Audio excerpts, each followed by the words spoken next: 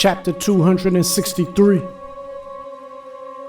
Lewisburg Penitentiary, 2010.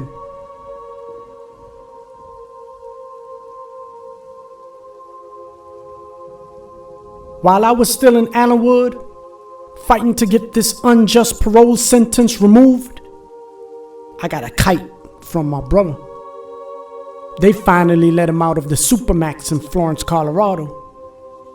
He had been on 23-1 for the last 6 years.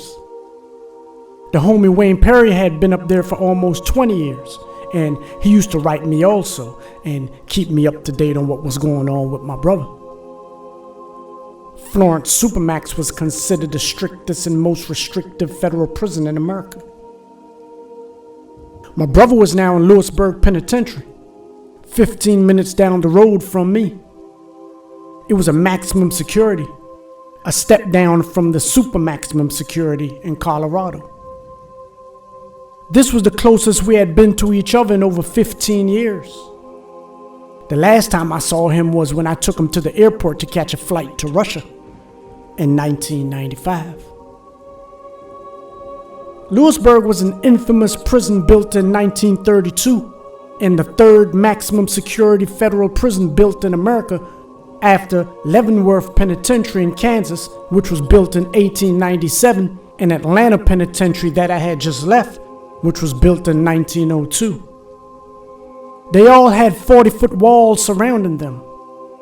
They were all like the old prisons you saw on TV and in the movies. Old dungeons, raggedy, rusty, and dirty, just like Lawton.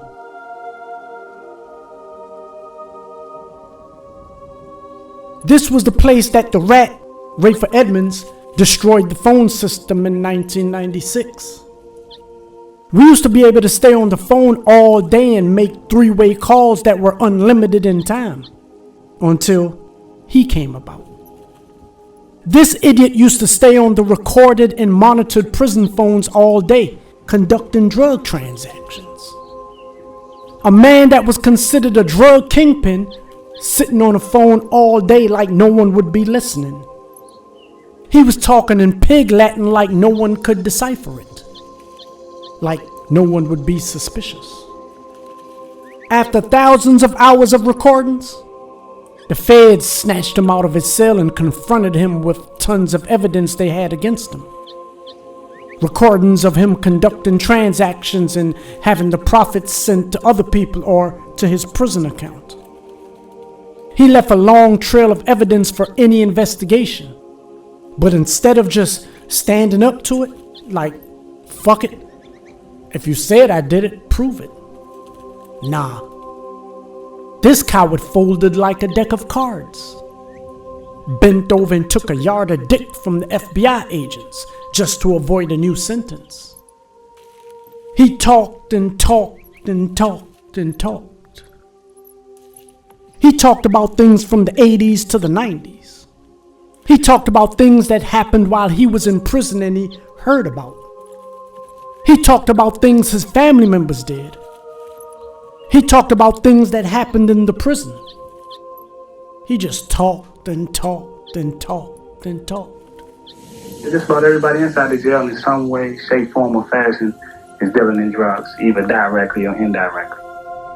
He sat in interrogation and gossiped with the pigs as if they were his best friends. Bitch ass nigga. He was already serving a life sentence, so a new sentence meant nothing.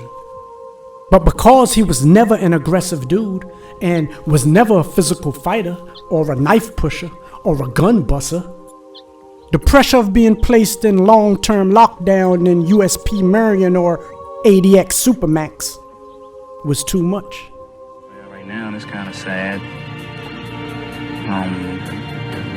Because when I'm in jail most of the time, I'm separated from everybody.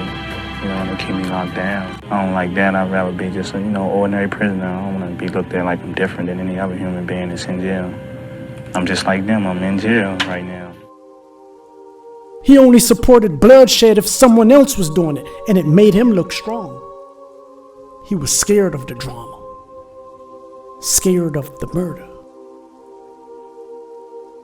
he decided to cooperate with the feds, in turn embarrassing his family and putting a stain on the whole city of Washington. He snitched on over 250 people. He snitched on dozens of people out of DC. He snitched on Colombians, including the godmother Griselda Blanco's son, Chpt.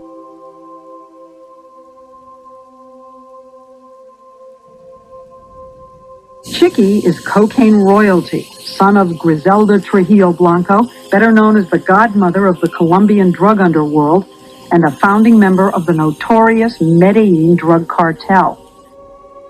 And he even snitched on guys from Philly and Jersey. I was in Occoquan down Lawton when the word came down that he was snitching. Almost everyone was in denial. He had a brother on the compound that was also in denial. He had a cousin on the compound who said it was a rumor. Then it came on the news. Tell me what drugs you dealt with in prison. Cocaine? Cocaine, Crack? crack, Heroin? heroin, What else? marijuana. Those were the basic four: cocaine, crack, and heroin, and marijuana. There's nothing left. You did the gamut. Most of the compound was devastated. Most of the compound was disappointed. Most of the compound was surprised. But I wasn't. I always saw Rayful as monumentally flamboyant and a potential homosexual with no credentials. Coincidentally, in my generation, all of the homosexuals had a specialty for getting money. It was essential. They had all types of hustles which made them instrumental. What they accomplished, from scamming to fraud to boosting, in context, doing hair to pimping to smuggling dope to convicts to selling dope to compress to selling ass to the rich white boys in Georgetown and the politicians in the White House and Congress. So a homosexual camouflaged as a general because he had monumental amounts of cash and becoming influential wasn't abnormal. Rayful was the quintessential homosexual turned confidential informant.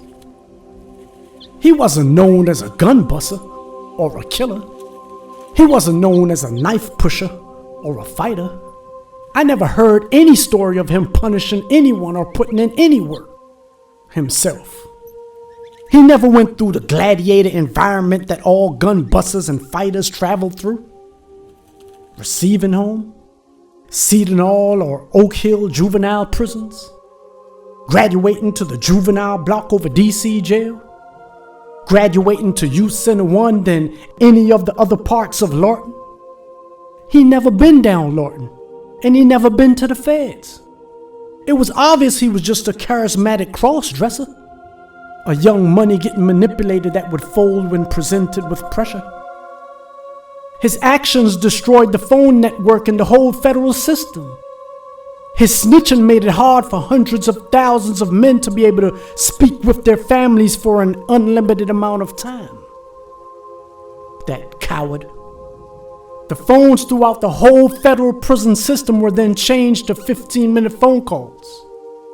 Because of him. We were then restricted to 300 minutes per month. Because of him.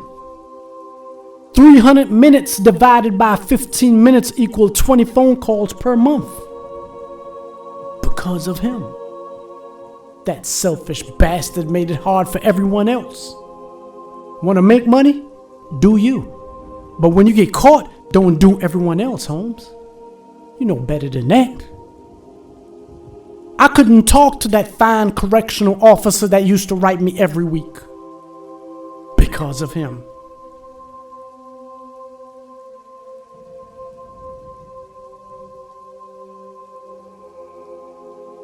My brother was now in Lewisburg. I went through Lewisburg twice in the early 90s, and now my brother was there. 15 minutes down the road from Allenwood, where I am now. He said Lewisburg reminded him of the Arusha Central Prison in Tanzania, where he was taken to after getting arrested in Arusha by the Tanzanian soldiers under orders of Interpol and the FBI. Central Prison was built out of big blocks of bricks with a 50-foot wall surrounding it. It looked like it was built in the 1700s. It was surrounded by houses the military staff that ran the prison lived in. Once he arrived, he was escorted out of the paddy wagon and hurried into the prison as if snipers were aiming at him. Once inside the walls, he was stripped down and given prison attire. White shorts, white shirts, and sandals.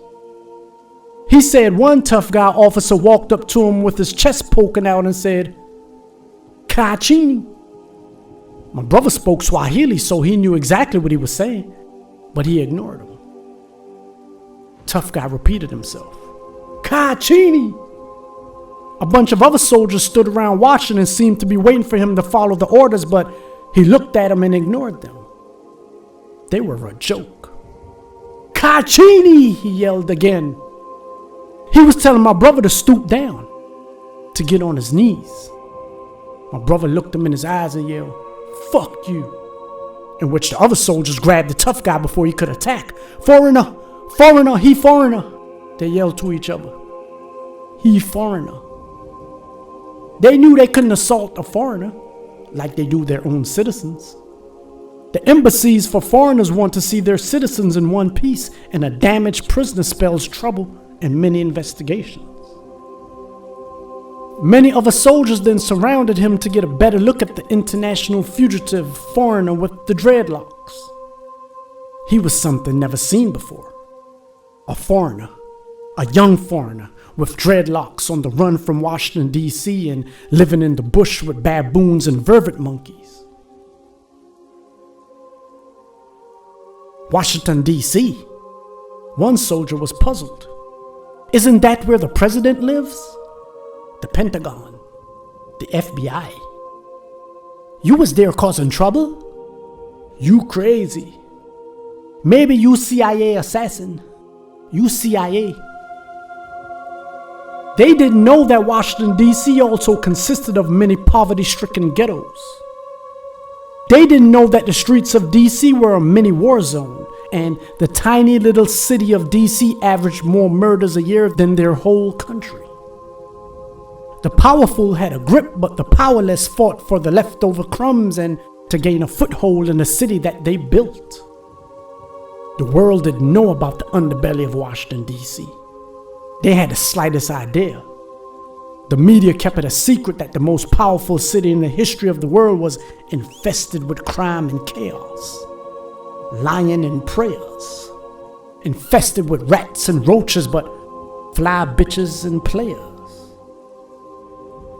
Catanuele! Catanuele! One soldier said to the other as they pointed to his hair. They were plotting on cutting his hair as they tried to do mine when I was in Red Onion Supermax prison in Virginia. And like me, he was ready to rumble. Catanuele! Redneck hillbillies in the mountains of Virginia was trying to cut my hair. And Tanzanians on the motherland was trying to cut his.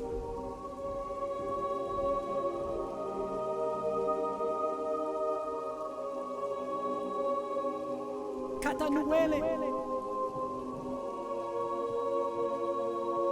Catanuele.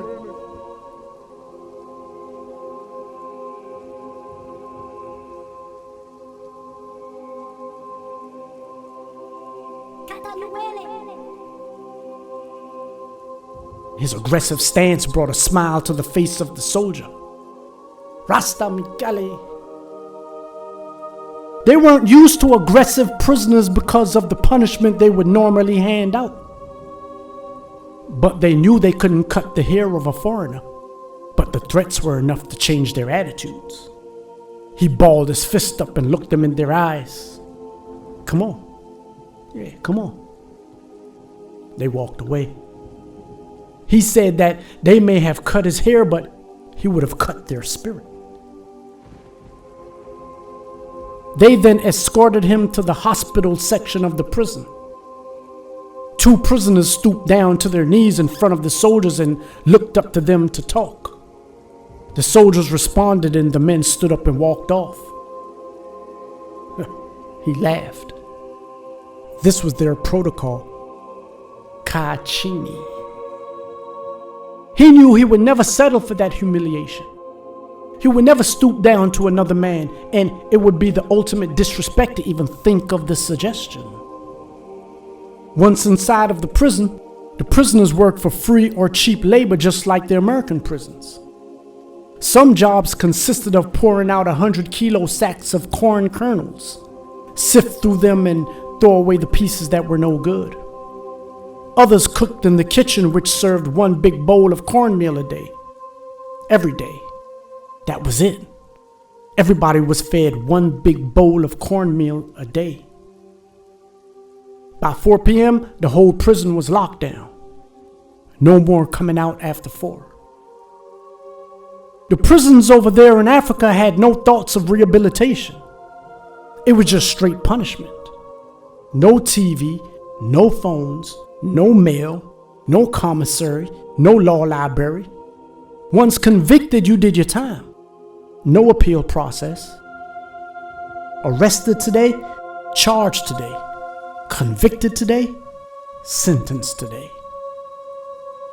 He was arrested on an international warrant, but was only originally charged with possession of marijuana and manufacturing marijuana by growing weed plants. The day he was arrested, he was charged, convicted, and sentenced. 10 years. 10 years of hard labor. Inside of Arusha Central Prison, they had a hole that sat on one section of the inner perimeter. It was simply a couple of cells with bars that sat outside on the yard. Prisoners in there remained naked and would be sprayed with a hose every day.